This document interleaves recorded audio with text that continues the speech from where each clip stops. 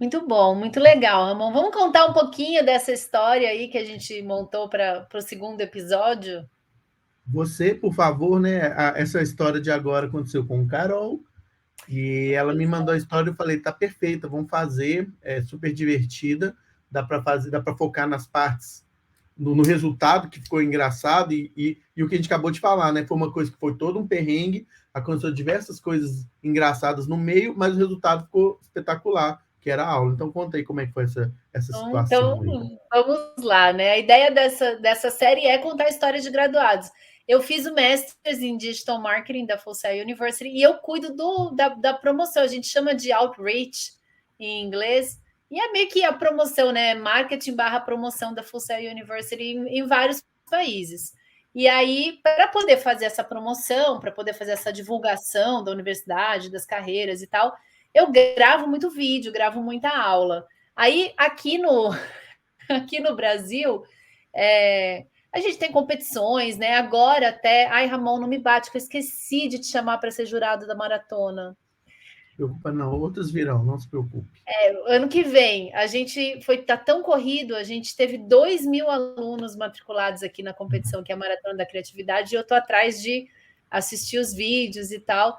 E daí, para todas essas competições, tem mentorias que a gente grava. Então, estou super acostumada a gravar.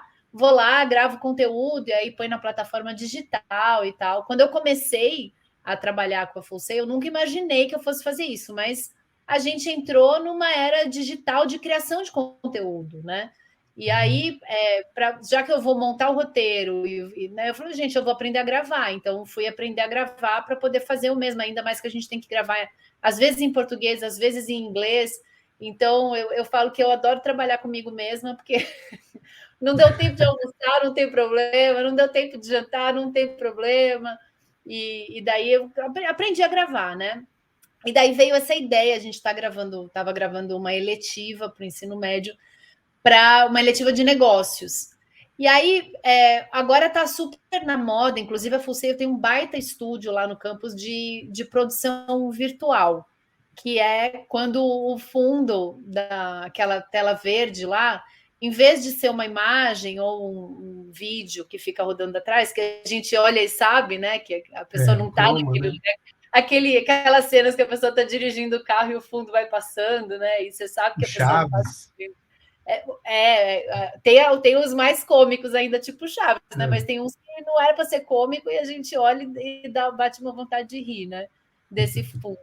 Agora, essas produções virtuais, esses cenários são criados dentro de engines de game, né? Então, cenários são maravilhosos e com uma definição super alta.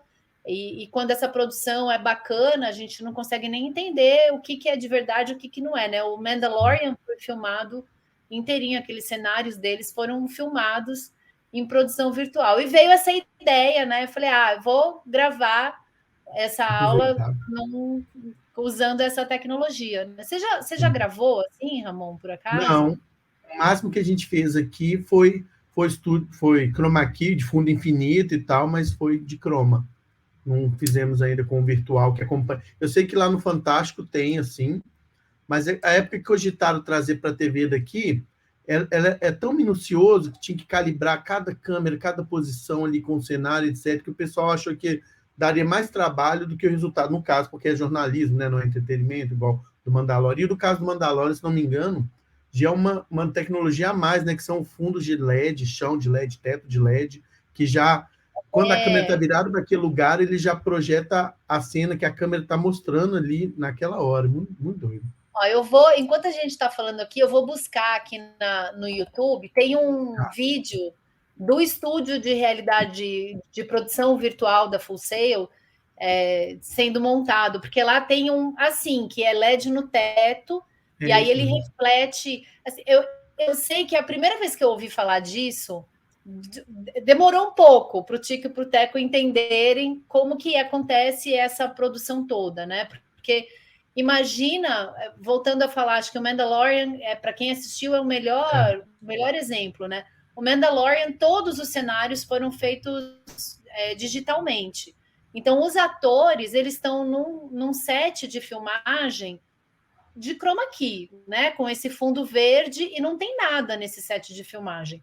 Tudo que você vê depois no filme é fruto de uma criação digital. E aí, na hora que você está fazendo lá, como imagina se para mim, como apresentadora sozinha, já foi um escândalo de difícil, eu imagino para os atores que eles têm que realmente contracenar com personagens digitais, né? Que não estão ali, conversar com eles, esperar a resposta deles. É punk. Deixa eu pegar aqui. O bom dessa situação do LED é que a luz, né? A luz na roupa, a luz em tudo já fica mais real, porque eles colocam em cima o LED já com a cor, em volta, então tudo tira aquela sensação fake que o chroma dá, aquele contorninho, a luz diferente, etc. É muito legal esse. Tá? É a tendência agora, né? Tem várias produções. Assim, acho que o que estão mais usando agora é esse tipo de produção, porque é incrível, né? Fica maravilhoso. Ó, achei aqui, deixa eu subir aqui para compartilhar, que eu acho que fica mais fácil de entender o que é. E é doido que a câmera para onde a câmera aponta, ela distorce o fundo, né? Assim, botou um fundo lá e a câmera vai. Enquanto a câmera está movendo, o fundo está movendo junto com a câmera. É uma doideira, para calcular certinho a perspectiva e etc. Então, é incrível, porque assim, no fundo tem uma câmera que fica olhando ali para você, né? Que fica filmando a pessoa, o ator, né? Que tá lá no Paranauê, fazendo o Paranauê. Deixa eu ver se ele vai entrar aqui, peraí. Entrou e saiu. A outra câmera, ela fica olhando ela tá com o cenário digital nela. Então a câmera está olhando para você e a outra câmera ela vai monitorando os seus passos e vai virando junto para que o cenário todo rode em torno de você. Ó, vou passar um videozinho de 55 segundos, ó, mas é todo o cenário sendo